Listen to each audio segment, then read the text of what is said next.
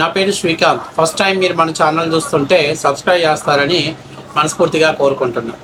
ఇక విషయంలోకి వెళ్తే మీ అందరికీ తెలుసు, తులసి చంద్ అనేటువంటి ఒక మహిళ కేవలం కూటమి ప్రభుత్వాన్ని మాత్రమే ప్రశ్నించడానికి ఆమె సిద్ధంగా ఉంటుంది. అయితే ఈ మధ్య ఈ ప్రశ్నించే క్రమంలో అక్క ఎంత తెలివి కల్లామంటే అక్కని మించినటువంటి తెలివితేటలు ఎవరికి ఉండవు. ఎందుకంటే ఈ మధ్య అక్క బాగా ప్రశ్నించి ఆమె యొక్క మెదడు మోకాల్లోకి వచ్చేసింది. ఎందుకంటే ఆమె ఒక సంఘటన చెప్పింది. బీహార్లో పోలీసులు అలా చేశారు, ఆంధ్రప్రదేశ్లో కూడా పోలీసులు ఇలా చేశారు. అయితే బీహార్లో అంటే ఎన్కౌంటర్ చేసిన తర్వాత కనీసం బాడీనే ఇచ్చారు, కానీ ఆంధ్రప్రదేశ్లో పోలీసులు అసలు బాడీనే హ్యాండ్ ఓవర్ చేయలేదని చెప్పారు. అంటే మీకు వివరంగా చెప్పాలి అంటే అక్క చెప్పేది ఏంటంటే, బీహార్లో ఎవరైతే భరత్ తివారీ అనేటువంటి ఒక చదువుకున్నటువంటి వ్యక్తి వాళ్ళ ప్రాంతాలలో వరదల గుండా అక్కడ నష్టపోతున్నటువంటి రైతుల కోసం న్యాయం చేయమని అక్కడ జరుగుతున్న అన్యాయాన్ని సోషల్ మీడియా వేదికగా ప్రభుత్వాన్ని ప్రశ్నించాడు. ఈ క్రమంలో అక్కడ పోలీసులు ఆయన దగ్గర ఒక నాటు తుపాకీ ఉందని దాన్ని సోషల్ మీడియాలో పోస్ట్ చేయడంతో హుటాహుటిన ఎఫ్ఐఆర్ ఫైల్ చేసి అతన్ని హ్యాండ్ ఓవర్ చేసుకోవడం అని వెళ్ళటం జరిగింది. ఈ క్రమంలో అతను, నేను ప్రజల సమస్యల మీద పోరాడుతున్న సమయంలో మీరు ఎప్పుడూ మమ్మల్ని మా సమస్యలు తీర్చలేదు, కానీ మీరు ఇప్పుడు ఏకంగా ఏదో ఒక సోషల్ మీడియాలో ఒక పోస్ట్ పెట్టండి, ఎవడో ఒకటి కంప్లైంట్ ఇచ్చారని హుటాహుటిన మా ఇంటి మీదకి వచ్చారని అతను ఒక తెగువే చూపించి పోలీసులకు చుక్కలు చూపించాడని చెప్పాల్సింది. అయితే 17వ తారీఖున అతను ప్రభుత్వం ఏం చెప్పిందంటే, సీఎం గారు అతని మానసిక పరిస్థితి సరిగ్గా లేదని చెప్పారు. సరే, అతను ఒక హాస్పిటల్లో జాయిన్ చేశామని చెప్పటం. అయితే 17వ తారీఖున అతను ఎన్కౌంటర్కి గురి అవ్వటం. ఆ ఎన్కౌంటర్కి గురి అయ్యే ముందు అతను నేను లొంగిపోతున్నానని పోలీసులకు ఆయన రివాల్వర్ ఇవ్వటం, ఇలాంటివి అనేకమైన సంఘటనలు అక్కడ జరిగాయి. సో అతన్ని అమానుషంగా చంపేశారు. దానికి నిరసనగా పెద్ద ఎత్తున పోలీసులు అట్లాగే పోలీసుల్ని ఘేరావు చేశారు. అలాగే రోడ్ల మీదకి వచ్చి నేషనల్ హైవేని దిగ్బంధించారు. అంతేగాక వేలాది మంది ప్రజలు ఆయన యొక్క అంతిమ యాత్రలో పాల్గొన్నారు. సో అతను భరత్ భూషణ్ తివారీ అతను ఏంటయ్యా అంటే, ప్రజల యొక్క సమస్యల్ని సామాజిక మాధ్యమాలలో ప్రజల యొక్క గొంతుని గలాన్ని వినిపించాడు. అతన్ని తీసుకొచ్చి, అలాంటి వ్యక్తిని తీసుకొచ్చి 25 ఏళ్ల వయసులో 23 కేసులుండి, గాంజా కేసులుండి, మర్డర్ ఉండి, ఫోక్సో కేసులు ఉన్నటువంటి గాదే సాయికృష్ణతోటి లింకప్ చేస్తుందంటే మన అక్క బుర్ర ఏ విధంగా ఉందో మనం అర్థం చేసుకోవాలి. అసలు గాదే సాయికృష్ణ అతని యొక్క పొలిటికల్ లేకపోతే అతని బ్యాక్గ్రౌండ్ ఏంటి, రౌడీషీట్ బ్యాక్గ్రౌండ్ ఏంటి అనేది ఒకసారి మీరు చెక్ చేసుకుంటే, అంటే జర్నలిజం చేస్తే ఏదైనా చేస్తామా, ఏదైనా మాట్లాడతామా, ఇదేనా కరెక్ట్ పద్ధతేనా అనేది కూడా నువ్వు ఆలోచన చేసుకోవాలి. ఆయన ప్రజల యొక్క సమస్యల మీద, గొంతుకు మీద ఆయన ప్రశ్నించాడు. ఆయన వీడు ఇన్స్టాగ్రామ్లో, ఫేస్బుక్లో ఫేమస్ అవటం కోసమని బ్లేడ్ బ్యాచ్ని, గాంజా బ్యాచ్ని, ఈరోజు కృష్ణలంకలో చాలామంది మహిళల మీద గాంజా బ్యాచ్ దాడి చేస్తున్నారు. నిన్నగాక మొన్న ఎవరో ఒక కుటుంబాన్ని గాయపరిచారు. ఒక రకంగా సీఏ అక్కడ కంట్రోల్ చేశారన్నమాట, వాస్తవ విషయమే. సరే, ఏమైనా జరిగిందో, వాళ్ళిద్దరి మధ్య ఏం జరిగిందో, ఇద్దరు వ్యక్తిగతంగా జరిగిన దానికి ప్రభుత్వానికి ఎట్లా లింక్ పెడతావు? ఆ మాత్రం మనకి కామన్ సెన్స్ ఉండాలా. ఇంకొక ముఖ్యమైన విషయం ఏంటంటే, అవతల వ్యక్తిని మనం సపోర్ట్ చేస్తున్నామంటే వాడి క్యారెక్టర్ ఎలాంటిది, వాడి క్యారెక్టర్ కూడా సమాజంలో ప్రజలు ఏమైనా సఫర్ అవుతున్నారా అనేటువంటి దాన్ని కూడా దృష్టిలో తీసుకోవాలి. కడ్డ తల్లి వీడు సమాజానికి పనికిరాడు, వీడి గుండా నాకు ఎప్పుడు తలనొప్పి అని చెప్పేసి ఆమె ఒకనొక సందర్భాలలో నా కొడుక్కి నాకు సంబంధం లేదు పోలీస్ స్టేషన్కి పిలిచి విచారణ నిమిత్తం పిలిచినప్పుడు ఆమె చెప్పిన సందర్భాలు ఉన్నాయి. సరే, ఈరోజు కొడుక్కి ఏదో జరిగింది కాబట్టి తల్లి మనసు అనేది బాధపడుద్ది. ఆమె మీడియా ముందుకు వచ్చి ఆవేశం, ఆక్రమణ చెప్పడంలో తప్పులేదు. కానీ మనం జర్నలిస్టు అయి ఉండి మనం ప్రజల సమస్యల మీద పోరాడుతున్నామని చెప్పి ఈ పనికి మాలిన పనులు ఏంటి? అక్కడ అతను ప్రజల సమస్యల మీద పోరాడాడు. ప్రభుత్వం యొక్క అంటే చేతగానితనాన్ని వాళ్ళు ప్రజల సొసైటీలో చూపించాడు. ప్రభుత్వం యొక్క అసమర్థతల్లో ప్రజలు ఎలా ఇబ్బంది పడుతున్నారో అవి సోషల్ మీడియాలో షేర్ చేశాడు. మనోడు ఏంటి మరి, దారిని పోయేవాడి మీద దాడి చేశాడు. జగ్గయ్యపేటలో ఒక కుర్రాన్ని కత్తితో పొడిచి అది పెద్ద స్టైల్ లెక్కన ఆయన ఇన్స్టాగ్రామ్లో పోస్ట్ చేసుకున్నాడు. అంటే ఇలాంటివన్నీ మన తులసి ఎందుకు బాగా నచ్చుతూ కట్టుకుంది. మరి నేను చెప్పేది ఏంటంటే, ఇక్కడ పోలీసుల యొక్క వైఫల్యాన్ని ఎలా ప్రశ్నిస్తున్నావో అలాగే ఇక్కడ కంపేర్ చేసేటువంటి పర్సన్స్ యొక్క వాళ్ళ యొక్క బ్యాక్గ్రౌండ్ కూడా మనం చెక్ చేసుకొని చెప్పాలి.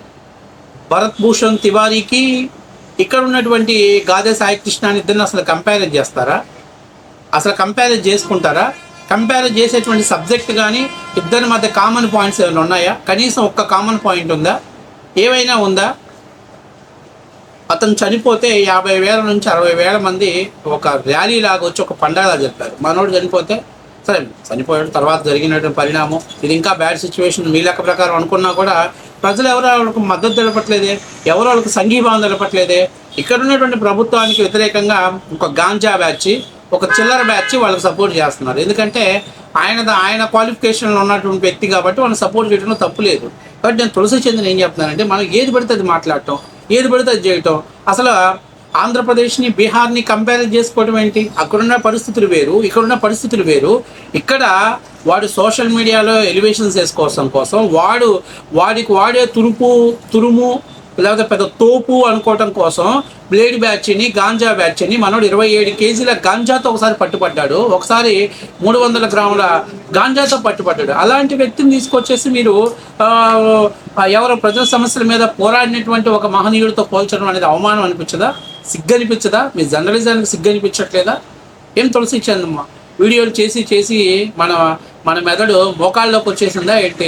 మంచి ఏదో చెడేదో తెలుసుకోలేని పరిస్థితిలో ఉన్నామా? ఒక ప్రభుత్వం మీద నింద వేయాలంటే ఏదో ఒకటి కావాలి, ఏదో ఒక రీజన్ ఉండాలని చెప్పేసి ఈ నింద కోసం మీరు వెయిట్ చేస్తున్నారా?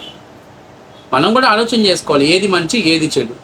నాకు అర్థం కాని విషయం ఏంటంటే, ఒక రౌడీ షీటర్కి ఇంత స్థాయిలో మీరు ఎలివేషన్ చేస్తే రేపు ప్రజలు లేకపోతే పబ్లిక్ కూడా ఓహో రౌడీజం చేసినా కూడా మనకి ఇంత గుర్తింపు వస్తుందా, ఇంత ప్రయారిటీ వస్తుందా, ఇంత పాపులారిటీ వస్తుందా అని చెప్పేసి రేపు ప్రజలు లేకపోతే యూత్ గన్ను పెట్టుకొని గొడ్డలు పెట్టుకొని తిరుగుతుంటే ఇక అప్పుడు మళ్ళీ వస్తారు. పోలీసులు వైఫల్యం చెందారు ఆంధ్రప్రదేశ్లో, కక్షలు కార్పణ్యాలు పెరిగిపోతున్నాయి, దాడులు పెరుగుతున్నాయి, హింస పెరిగిపోతుంది.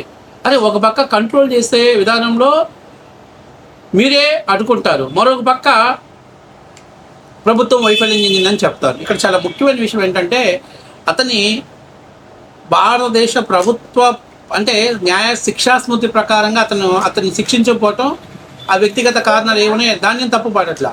కానీ ప్రజల సమస్యల మీద ప్రాణాలు వదిలినటువంటి వ్యక్తిని తీసుకొచ్చేసి ఒక రౌడీ షీటర్ని ఒక 420 గాడితో కలిపి మాట్లాడటం అనేది ఇది చాలా దారుణమైన విషయం.